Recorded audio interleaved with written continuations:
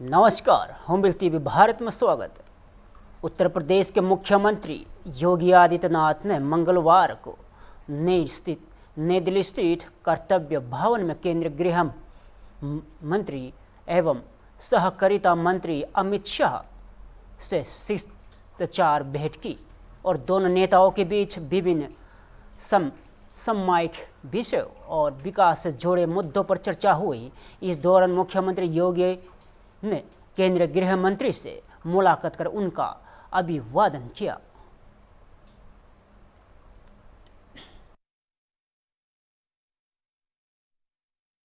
लखनऊ के king George medical university यानी KGMU में सभी 18 हॉस्टल मेस में नॉन वेज भोजन पकाने और परोसने पर तत्काल प्रभाव से रोक लगा दी गई है और प्रशासन ने स्पष्ट किया है कि छात्र अपनी व्यक्तिगत पसंद के अनुसार बाहर से नॉनवेज भोजन मंगा सकते हैं या फिर स्वयं बना सकते हैं। यह फैसला राज्यपाल आनंदीबेन पटेल के हालिया निरीक्षण के बाद लिया गया और जिसमें कुछ मेस में साफ सफाई की कमी और एक्सपायर्ड मसाले के इस्तेमाल जैसी गंभीर अनियमितताएं सामने आई थी। हालांकि राज्यपाल ने स्पष्ट किया है कि उन्होंने नॉनवेज पर प्रतिबंध लगाने का कोई निर्देश नहीं दिया था और प्रशासन ने भोजन की गुणवत्ता सुधारने और निगरानी व्यवस्था को और सख्त करने के निर्देश जारी किए हैं।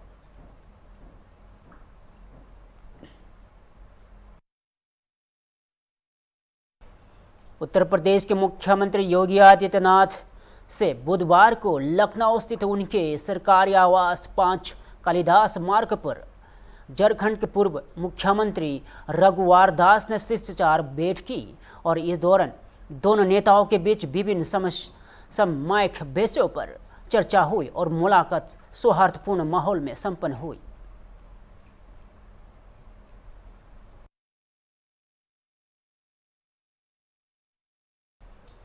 लखनऊ के किंग जॉर्ज मेडिकल यूनिवर्सिटी यानी KGMU के हॉस्टल मेस में नॉन वेज भोजन पर रोक के फैसले को लेकर प्रतिक्रियाओं का दौर जारी है। इसी कड़ी में ऑल इंडिया शिया पर्सनल लॉ बोर्ड के महासचिव मौलाना यासूफ अब्बास ने भी अपनी प्रतिक्रिया दी।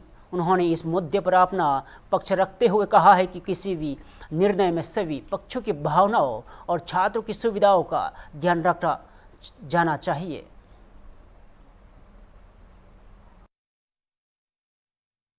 KGMU में जो नॉनवेज को प्रतिबंध लगा है तो कोई हर्ज की बात नहीं है, क्योंकि वेज रेस्टोरेंट होते हैं, नॉनवेज रेस्टोरेंट होते हैं, हर जगह का प्रशासन है, हर जगह की एक परंपरा है, लिहाजा इसको ऊपर सियासत नहीं करना चाहिए। अगर कुछ बच्चे नॉनवेज के शौकीन हैं तो वो मार्केट में जाके ओपन मार्केट में नॉनवेज ले सकते हैं। इसके ऊपर सियासत न की जाए तो बेहतर है।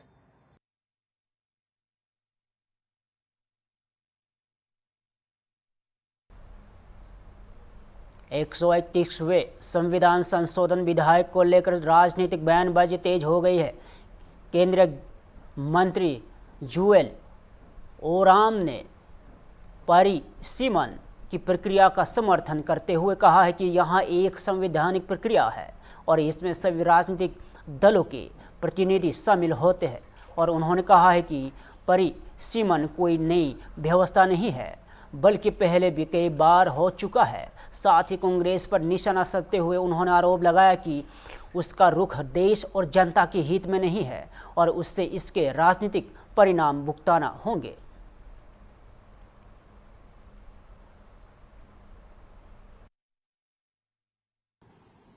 मान्यवर चिदम्बरम इतना बड़ा विद्वान व्यक्ति, भारत सरकार में बहु बड़ा मंत्री के रूप में वो काम किया है, होम एंड फाइनेंस में। आपको पता है कि डिलिमिटेशन का एक समय अवधि होता है। आपका लास्ट जो डिलिमिटेशन हुआ था और उसके बाद उसको 2026 में डिलिमिटेशन होगा, ऐसा आपका डिलिमिटेशन एक्ट में एंड डिलिमिटेशन कमीशन में वो निर्णय है। तो ये तो संवैधानिक निर्णय है। आप संवैधानिक निर्णय में डिलिमिटेशन करना कोई बुराई है क्या? एक एमपी का लोकसभा में 40 लाख वोटर है और एक मध्यम हमारा जैसा लोकसभा का कॉन्स्टिट्यूएंसी में 15 लाख वोटर है और एक छोटा मोटा कॉन्स्टिट्यूएंसी जो है उसमें 5 लाख वोटर है। कहीं कहीं आपका 2-2.5 लाख भी वोटर है। तो एक रेशनलाइज होना है कि नहीं, इसको आप उसमें से तात्विक निर्णय होना है कि नहीं कि एक आदमी 40 लाख वोटर को रिप्रेजेंट करेगा, एक 15,000 को रिप्रेजेंट करेगा। तो इन बिटवीन में इसको आपका आज का डेमोग्राफिक ज्योग्राफिक ये सबको देखते हुए उसमें परिवर्तन लाना चाहिए। ये तो पहले से निर्णय है, ये तो सरकार का से इसमें कोई लेना देना नहीं है। ये तो डिलिमिटेशन कमीशन बनता है, सुप्रीम कोर्ट का एक जज, रिटायर्ड जज उसका चेयरमैन होते हैं, फिर इसका व्यापक कंसल्टेशन होता है, फिर उसके बाद इसका जो डिसाइडिंग नोट चाहता है उसको पब्लिश भी होता है, फाइनली डिलिमिटेशन होता है और उसमें से सीट होता है। तो इसमें कोई एक पार्टी का भी मेंबर नहीं होते हैं, इसमें हर पॉलिटिकल पार्टी का मेंबर होते हैं, हर स्टेट का लेजिस्लेचर का 10% मेरा ख्याल से इसमें मेंबर होते हैं और वो लोग तय करते हैं कि कितना कॉन्स्टिट्यूएंसी कहाँ होगा और किस स्टेट का वेटेज कितना दिया जाएगा, इसको तय करते हैं। तो ये तो नया प्रोसेस नहीं है, ये भारतीय जनता पार्टी अभी अभी आया है इसलिए, एनडीए आया है इसलिए कर रहा है, ऐसा तो नहीं है। लास्ट टाइम भी हुआ था, मैं उसमें मेंबर भी था, तो इस बार होने जा रहा है। तो इसमें कांग्रेस को क्यों उनको पेट में दर्द हो रहा है मेरे को पता नहीं है। ये लोग जो भी करेंगे ये देश का हित में नहीं कर रहा है और आपका लोगों का हित में नहीं कर रहा है, खास करके महिला लोगों का हित में नहीं कर रहा है और इसका परिणाम उनको भुगतना पड़ेगा। सर एक सवाल, लखनऊ के किंग जॉर्ज मेडिकल यूनिवर्सिटी यानी केजीएमयू के हॉस्टल मेस में गैर शाकाहारी भोजन पर प्रतिबंध के फैसले को लेकर बहस तेज हो गई है। इस मुद्दे पर इस्लामिक स्कॉलर मौलाना खालिद राशिद फिरंगी महाली ने आपत्ति जताई है। उन्होंने कहा है कि भारत की बड़ी आबादी गैर शाकाहारी है और चिकित्सकीय दृष्टिकोण से भी नॉन-वेज भोजन स्वस्थ और इम्यूनिटी के लिए लाभकारी माना जाता है। मौलाना ने कहा है कि केजीएमयू जैसे प्रतिष्ठित मेडिकल संस्थान में ऐसा फैसला गलत संदेश देता है और प्रशासन से इस निर्णय पर पुनर्विचार कर इसे वापस लेने की अपील की है।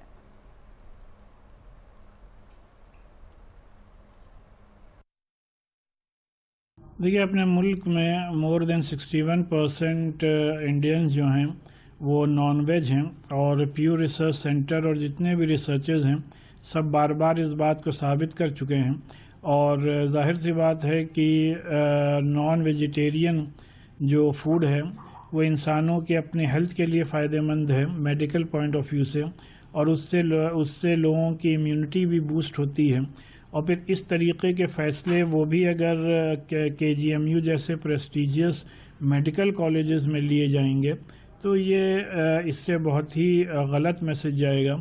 और फिर आप किसी भी डॉक्टर से पूछेंगे कि नॉन वेजिटेरियन आपके सेहत के लिए, हेल्थ के लिए फ़ायदेमंद है कि नहीं है, तो वो यही जवाब देगा कि फ़ायदेमंद है। उसके बावजूद भी अगर मेडिकल कॉलेज में इस तरीके के फ़ैसले होंगे तो इससे बहुत बड़ा एक क्वेश्चन मार्क और सवालिया निशान लगता है। तो लिहाजा मेरी केजीएमयू के एडमिनिस्ट्रेशन से यही अपील है कि इस फैसले को वापस लिया जाए। 131वें संविधान संशोधन विधेयक और परिसीमन को लेकर सियासी बयानबाजी तेज हो गई है।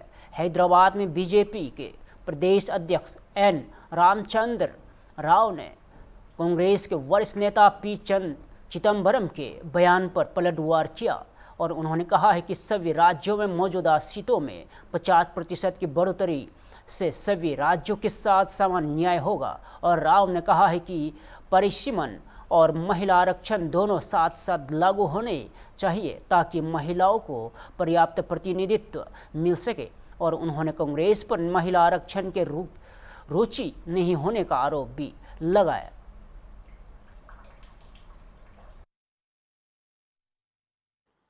Now trying to tell to the people again, misleading them that BJP is now going to bring the 131st Amendment with some changes, and they are again talking of the injustice to southern states, this and that. Whether the bill will be introduced or not, it is up to the government to decide. But the Congress should understand that the 50% increase from the existing seats in all the states will render justice to all the states equally. But they try to bring some theories, some mathematics, and tell the people that southern states are going to get injustice. It is not so. The delimitation bill and women bill are together necessary because there should be increase of the seats, because women should be given participation and women should get reservation, which is an agreed program of all the political parties. But unfortunately, the Congress party is not interested to give women reservation. That is the reason why the Congress party has opposed the women reservation bill even during their tenure. Even during their own tenure, their own partners, they opposed it. It was Mr. Modi's government that brought the bill. They brought it and made it an act. And now there needs to be some amendment for delimitation and increase of the seats, which the Congress is opposing because they don't want women reservation. So today the Congress leaders' cry is that BJP is successful in bringing this women reservation. And if it is introduced, I am sure next time, whenever the bill is introduced, definitely it will go through the scrutiny of both the House of Parliament, and it will become the amendment will take place. Delimitation shall and should take place, and women reservation should be implemented.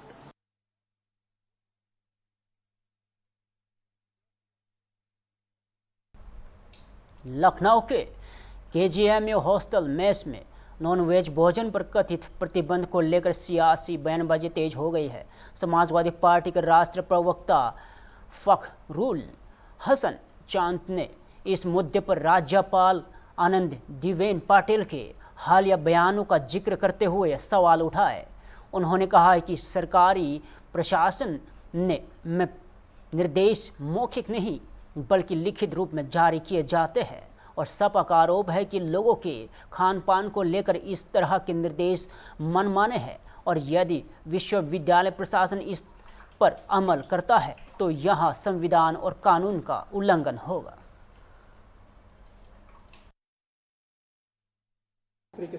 देखिए, एक तो आनंदीबाई पटेल जो उत्तर प्रदेश की governor हैं, उनका अभी 2 दिन पहले भी एक विवादित बयान था जो बच्चियों को दे के गया था, स्कूल की बच्चियों को लेके। फिर आईएएस पीसीएस की तैयारी करने वाली महिलाओं को लेके उनका बयान आया, और अब जो बयान उनका मौखिक है, अगर उन्होंने कोई आदेश दिया है तो आदेश सरकारों में मौखिक नहीं होता है।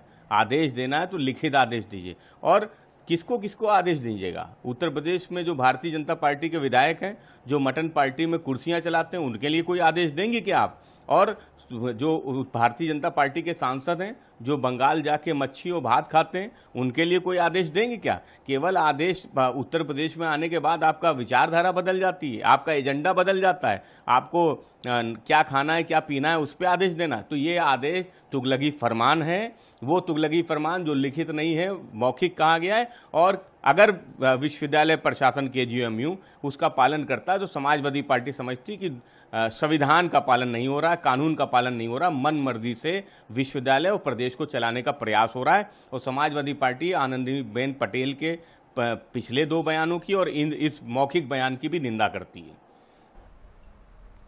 दिल्ली में बीजेपी नेता मनोज दिग्गा ने परिसीमन, वन नेशन वन इलेक्शन और महिला आरक्षण को लेकर बड़ा बयान दिया है। उन्होंने कहा है कि वर्तमान परिस्थितियों में देश की मांग है कि परिसीमन लागू हो और वन नेशन वन इलेक्शन व्यवस्था लागू की जाए और महिलाओं को आरक्षण मिले।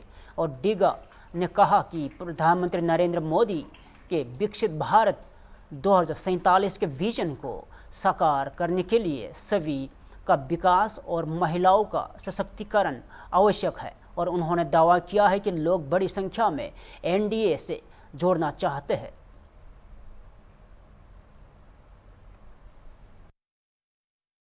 बिल्स हैं, चाहे वो वुमेन रिजर्वेशन डिलिमिटेशन हो, 131 अमेंडमेंट बिल हो, उन सबको लेके बड़ी चर्चा होने वाली है। बिल को पास कराया जाएगा। ऐसे में चिदम्बरम ट्वीट कर रहे हैं कि ये पार्टी जो है, बीजेपी पार्टी जो है, किसी भी हद तक जा सकती है। इन्होंने पहले टीएमसी को तोड़ा, डीएमके को अपने साइड किया, शिवसेना के एमपीज को तोड़ा, किसी भी पार्टी को तोड़ सकती है अपने बिल पास करवाने के लिए। देखिए, कांग्रेस एक ऐसा पार्टी है जो लंबे समय तक यहाँ पर शासन की अपने देश में, लेकिन उन्होंने देश के बारे में कब और कैसा सोचा आप सभी को जानते हैं। और परिस्थिति के अनुसार, समय के अनुसार ये देश की मांग है, जनता की मांग है, देश की मांग है, समय की मांग है कि डिलिमिटेशन हो, वन नेशन वन इलेक्शन हो और महिलाओं को आरक्षण मिले। क्योंकि देश जब तक सशक्त नहीं होगा, देश को सशक्त करने के लिए महिलाओं को, माताओं को सशक्त करना जरूरी है। इसलिए 33% रिजर्वेशन दे करके उनको सशक्त करना, क्योंकि जिस उद्देश्य और जिस मोटो लेकर के हमारे देश के यशस्वी प्रधानमंत्री चल रहे हैं कि विकसित भारत 2047, उसमें सबका विकास होना आवश्यक है। एक जात, एक संप्रदाय का या केवल एक क्षेत्र का विकास ऐसा नहीं, सभी का विकास, सामूहिक विकास होना जरूरी है। इसलिए वन नेशन वन इलेक्शन, महिला आरक्षण, डिलिमिटेशन ये काफ़ी आवश्यक है और ये बिल पास कराना भी जरूरी है। और मेरे ख्याल से जो विरोधी दल है उन्हें राजनीति से ऊपर उठ करके समर्थन करना चाहिए। और किसी दल को तोड़ने में, भारतीय जनता पार्टी किसी दल को तोड़ने या किसी में विश्वास नहीं रखती है। यदि कोई स्वतः टूटता है उसमें हम क्या कर सकते हैं। और मोदी जी के विकास को देख करके कोई दल एनडीए से जुड़ना चाहती है तो हम क्या कर सकते हैं। क्योंकि विगत दिनों में तो देश का इतना विकास नहीं है जो विगत 12 साल में नरेंद्र मोदी जी ने करके दिखाए हैं, चाहे वो उद्योग के क्षेत्र में हो या यातायात के क्षेत्र में हो या अन्य किसी क्षेत्र में अभूतपूर्व विकास हुआ है। तो निश्चित रूप से लोग एनडीए के साथ में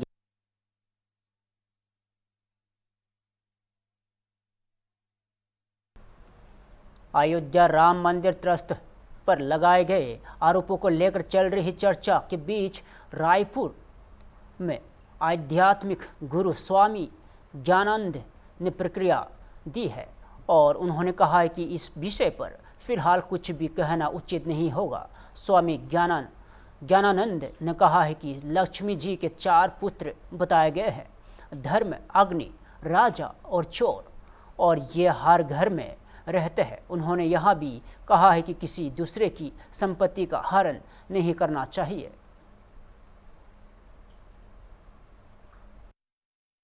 राम मंदिर को लेकर के तमाम चर्चाएं चल रही हैं। ऐसे बीच स्वामी मुक्तेश्वरानंद सरस्वती ने कहा है कि ट्रस्ट ने खुद ही यहाँ पर चोरी करवाई है। देखो, इसके बारे में कुछ कहना अभी वर्तमान में उपयुक्त नहीं होगा। लक्ष्मी के सूत्र 4 हैं, धर्म, अग्नि, नृप, चोर, जेठे के अपमान से 3 करत घर फोर। लक्ष्मी जी के 4 बेटे हैं, धर्म, अग्नि, राजा और चोर, और ये हर घर में रहते हैं। हर घर में आग रहती है, हर घर में राजा होना चाहता है,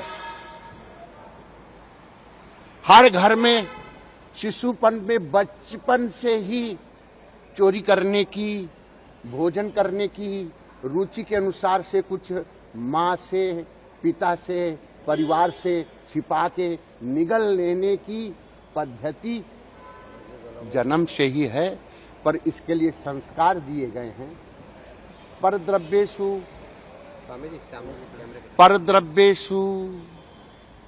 दूसरे के धन को उठाना नहीं चाहिए, दूसरे के धन को छीनना नहीं चाहिए। ये कर्म हमारे हैं, इन कर्मों के अनुसार से ये शरीर प्राप्त होते हैं। इसलिए वृत्ति को वित्त में ना ले जाना धर्म है। व्रतम यतनेन संरक्षेत वित्तम में याति चा वित्त तो जीवन में आता और जाता है। बोलिए, धन पैसा आने जाने वाला है, लेकिन अपनी वृत्ति नहीं चली जाए, अपनी वृत्ति बिगड़ नहीं जाए, अपनी आजीविका नहीं चली जाए, तो अपनी आजीविका को और अपनी वृत्ति प्रवृत्ति को संभालना पूरे विश्व के मानव का दायित्व कर्तव्य है, इसलिए उसका पालन करना चाहिए। स्वामी जी, भोजशाला अयोध्या राम मंदिर में चढ़ावे के कथित गबन मामले पर उत्तर प्रदेश विधानसभा अध्यक्ष सतीश महाना ने प्रतिक्रिया दी है और उन्होंने कहा है कि वे शुरू से ही राम जन्मभूमि आंदोलन से जुड़े रहे हैं और आज जो भव्य मंदिर खड़ा है वह लाखों लोगों के त्याग, समर्पण और बलिदान का प्रतीक है। और महाना ने कहा है कि चोरी करने वालों का कोई बचाव नहीं कर रहा है, सभी पकड़े जा चुके हैं और उनके खिलाफ कार्रवाई होनी चाहिए। हालांकि उन्होंने यह भी कहा है कि कुछ लोगों की करतूत के आधार पर पूरे संस्थान को कटघरे में खड़ा करना उचित नहीं है। मैं राम भक्त हूं, मैं राम जन्मभूमि आंदोलन से शुरू से जुड़ा रहा, ठीक है। और आज जो मंदिर बना हुआ है इतना बड़ा, उसमें लोगों का श्रद्धा, समर्पण, त्याग और बलिदान का प्रतीक इतना बड़ा मंदिर 400 सालों से।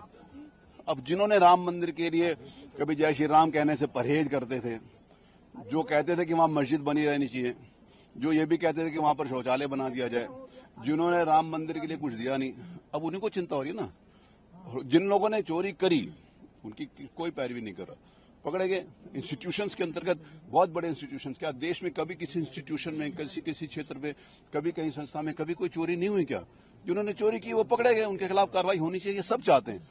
लेकिन उस संस्था से जुड़े हुए सारे लोगों को कटघरे में खड़ा करना ये कदाचित अनुचित है। सर, आपने कहा जिन्होंने मन से दान नहीं दिया और वो उनकी चोरी हो सकता है कि अगर जो पैसा वापस मांग रहा है, कोई दान दिया हुआ पैसा आज तक कभी किसी ने वापस मांगा है क्या?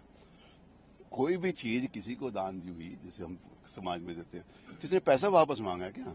जिन्होंने मांगा है तो उनको पैसा वापस करने के लिए तैयार है ना। वो जो जैसे मैंने कहा कि मैंने भगवान के चरणों में थोड़ी सी धनराशि, एकदम छोटी सी धनराशि समर्पित करी है। तो मुझे लग रहा है ना कि इतना बड़ा मंदिर बना हुआ, तो उसमें मेरे द्वारा दिया गया समर्पण राशि लगी हुई है। उसमें कुछ कुछ लोगों का पैसा लगा कि नहीं लगा? कि नहीं लगा किसी का पैसा? कुछ लोगों का पैसा उसमें लगा है, तो मेरा पैसा वहां लगा है।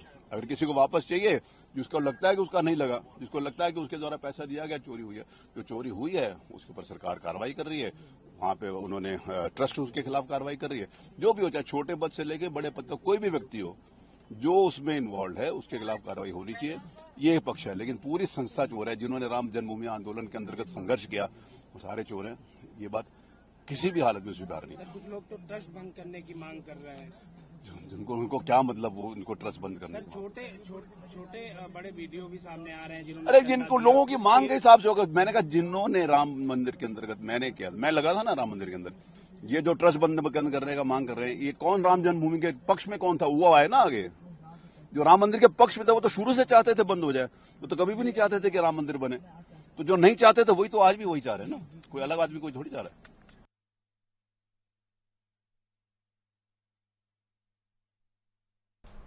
फिलहाल के लिए इतना ही। ताज़ा खबर बने रहे हम भारत के साथ।